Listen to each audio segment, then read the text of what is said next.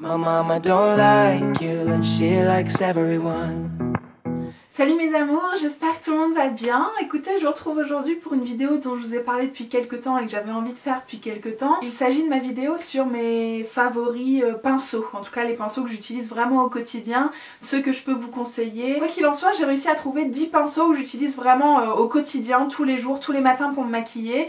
Évidemment, je vous propose plusieurs alternatives parce qu'il y en a plusieurs que j'aime bien et qui je pense peuvent vous convenir aussi selon votre portefeuille, hein, c'est toujours un peu la même question. Il y a évidemment beaucoup de petits prix, hein, je suis pas Crésus, vous le savez déjà, donc on va voir ça ensemble tout de suite. J'ai rajouté 2-3 trucs à la fin, histoire de, parce que je pouvais pas m'arrêter à 10, parce que j'ai une routine maquillage tout simplement qui varie selon les saisons, selon si je suis en vacances, tout ça.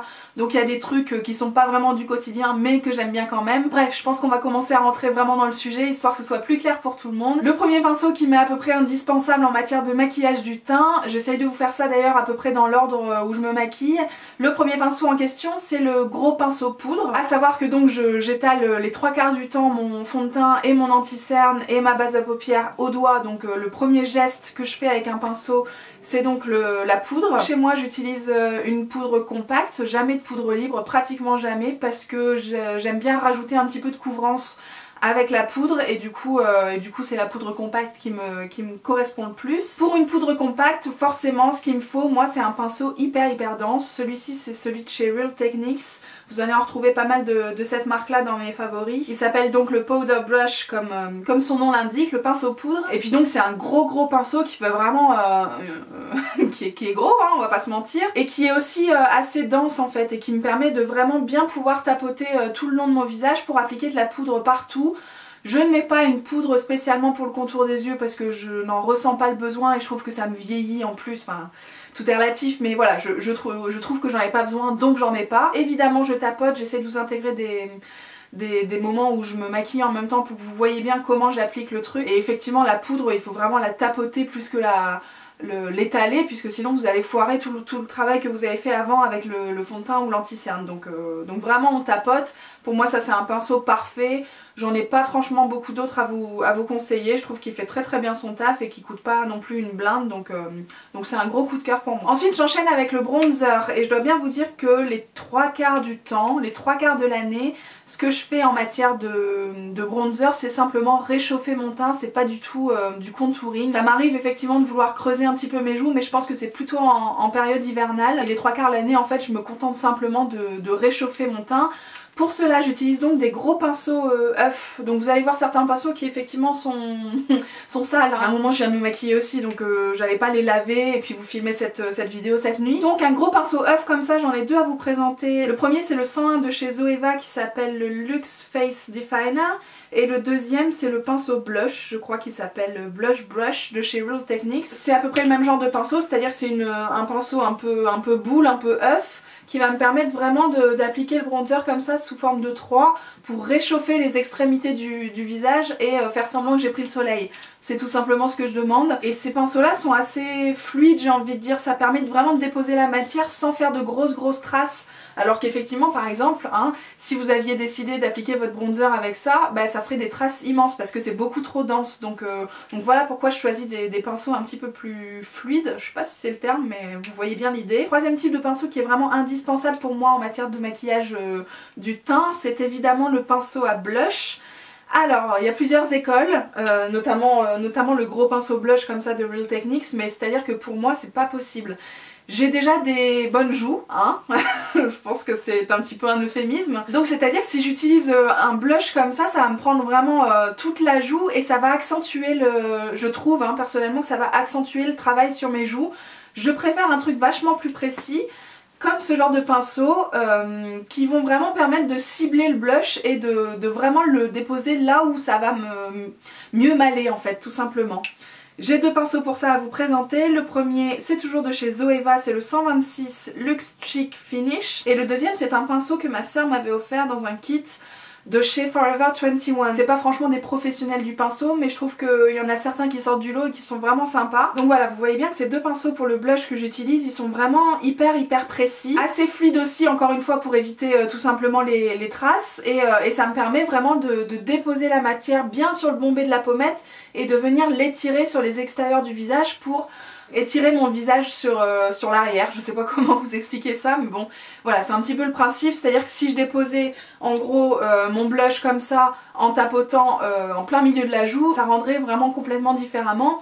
Et c'est pas du tout ce que je recherche. Donc moi, dans ma perspective d'avoir un visage un petit peu moins rond, c'est ce genre de pinceau à blush que j'utilise et que je vous conseille effectivement si vous avez le même genre de visage que moi. Dans mes pinceaux favoris, j'ai aussi mis une place spécialement pour les pinceaux à blush crème, parce que c'est un type de texture que j'utilise vraiment très souvent pour me maquiller justement les joues. Et forcément on peut pas mettre du blush crème avec un truc comme ça va pas rendre super joli, et puis surtout vous allez galérer pendant 3 jours, donc c'est pas l'idée. Pour les textures crème, moi tout ce que je vous conseille ce sont les pinceaux duo fibres comme ça, avec des poils un petit peu plus courts et un petit peu plus longs. Celui-ci vient de chez ELF, c'est la gamme Studio qui propose vraiment des pinceaux très sympas, on aura l'occasion d'en reparler. Celui-ci c'est le Small Stipple Brush et il y en a un beaucoup plus grand aussi que j'utilise aussi parfois, ça dépend de mon humeur. Donc le principe voilà, c'est de venir tapoter dans le blush pour prélever la matière, vraiment très peu en général, les blush crème sont hyper pigmentés.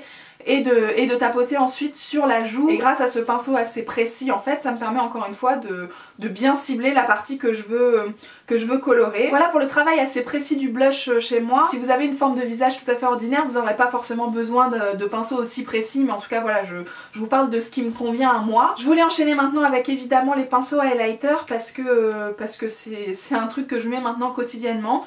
Donc ça fait forcément partie de mes pinceaux favoris. Évidemment selon la texture de votre highlighter vous pouvez toujours prélever ça et puis tapoter ça au doigt sur les zones qui vous intéressent. Maintenant c'est un travail que j'aime bien rendre assez diffus en fait, et je trouve qu'avec le doigt c'est trop, ça bâme trop quoi, tu vois.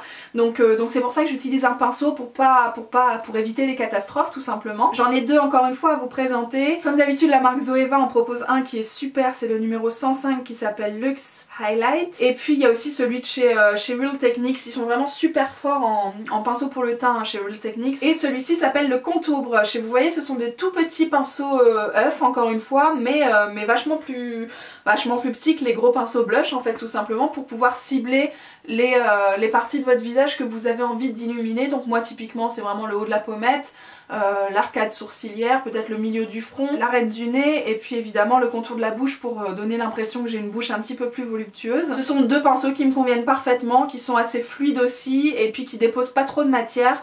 Peu importe l'highlighter que je choisis d'utiliser, ça fonctionne à tous les coups, donc vraiment je vous les conseille. J'enchaîne déjà avec le 6e pinceau sur les 10 favoris que j'avais envie de vous présenter aujourd'hui, et on est toujours dans le teint, donc vous voyez que la plupart du travail pour moi se fait vraiment dans le maquillage du teint. C'est vrai que je passe un bon moment là-dessus. Et évidemment le dernier que je voulais vous présenter c'est le Kabuki. Alors celui-ci vient de chez ELF, je vous en ai déjà parlé dans plusieurs vidéos parce que c'est un classique de chez Classique, c'est un gros indispensable pour moi et je pense pour pas mal d'entre vous. Ce pinceau là tout simplement il vient de la gamme Studio et il coûte aux alentours de 6 € aussi. Voilà pourquoi c'est un indispensable.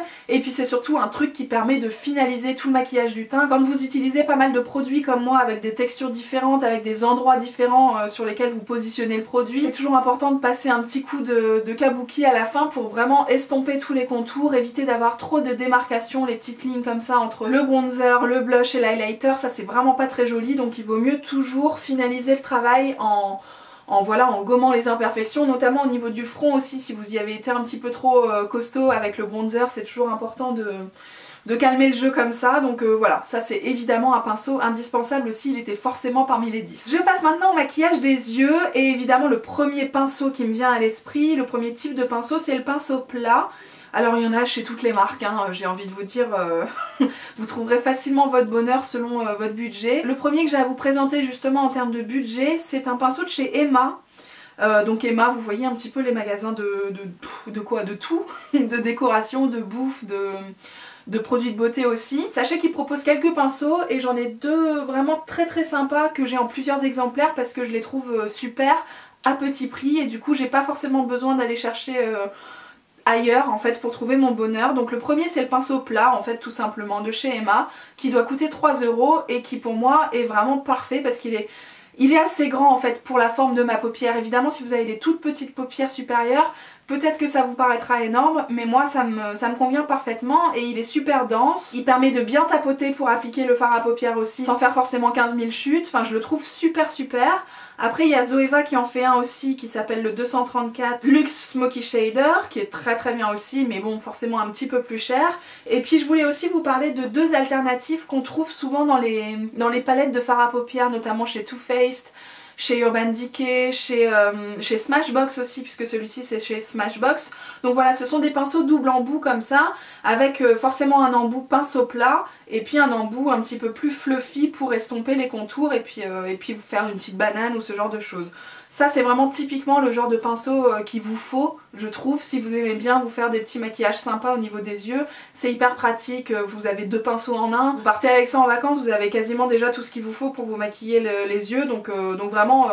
j'ai envie de vous dire, foncez pour non seulement les pinceaux plats, mais aussi les pinceaux à double embout. 8e type de pinceau qui va un petit peu avec les pinceaux double embout dont je viens de vous parler, ce sont les pinceaux pour le creux de paupière. Donc moi je sais pas si vous l'avez remarqué dans les maquillages que je porte en vidéo, mais en général j'aime bien porter une couleur assez foncée, assez sombre sur la paupière mobile.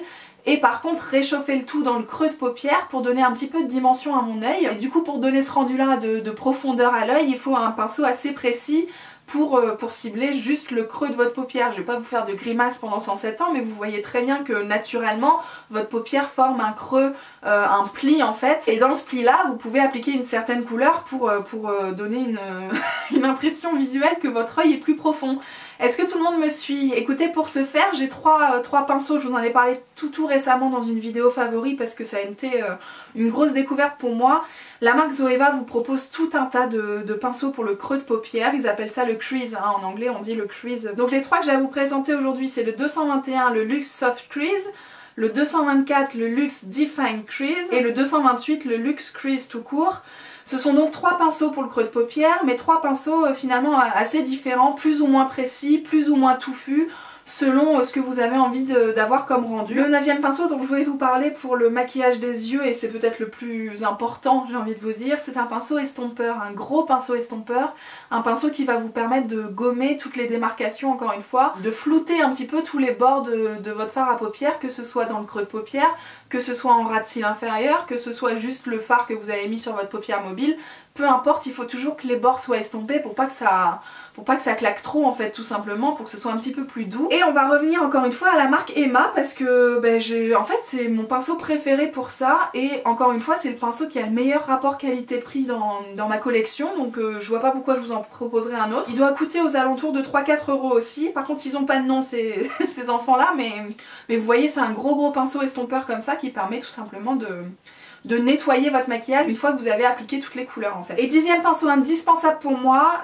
on n'y a pas encore accordé suffisamment de temps, mais c'est un goupillon tout simplement. Un goupillon pour les sourcils en fait qui va me permettre à la fois avant de maquiller mes sourcils, c'est-à-dire une fois que j'ai maquillé tout mon teint, de les brosser, de les mettre bien en place, d'enlever toutes les traces de fond de teint ou de poudre parce que ça c'est vraiment un truc qui m'horripile au plus haut point, mais également une fois que j'ai maquillé mes sourcils, c'est-à-dire qu'une fois que j'ai appliqué mon crayon, ça me permet de venir brosser les poils et puis de flouter encore une fois l'effet crayon en fait, l'effet trop marqué du crayon, de la mine. Donc voilà, c'est un pinceau qui me paraissait indispensable à mentionner parmi les 10. Celui que je vais vous présenter aujourd'hui c'est un Too Faced parce que c'est un double embout que j'utilise assez souvent, mais encore une fois pour un goupillon franchement n'allez pas chercher chez Too Faced. ELF en fait un très bien dans la gamme à 1 €, vous n'avez pas besoin d'aller vous ruiner pour ça, c'est vraiment un pinceau que vous pouvez avoir à tout petit prix, donc faites pas attention à la marque. Évidemment comme je vous disais cette vidéo aurait pu s'arrêter là, ce sera pas le cas, hein. J'ai du rab à vous proposer, c'est-à-dire que j'ai quand même des pinceaux que j'utilise pas tous les jours mais qui me paraissent indispensables